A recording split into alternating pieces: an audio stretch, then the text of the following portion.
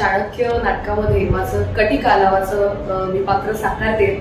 अतिशय वेगळं कॅरेक्टर आहे. मला वाटतं एखाद्या अभिनेत्रीच्या आयुष्यात अशा पद्धतीचं कॅरेक्टर येणं म्हणजे तिचं भाग्यच. युद्ध कौशल्य आम्ही लाईव्ह दाखवतो रंगभूमीवरती आणि तिचं जे पात्र आहे अन्यायाच्या विरोधात ती फार बंड पुकारते.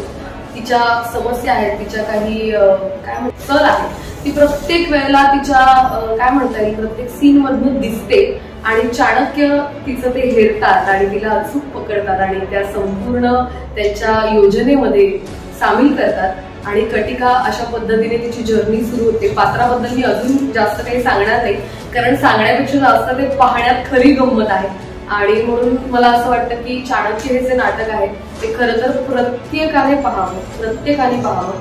सध्याची राजकीय स्थिती त्याला फार अनुरूप आहे.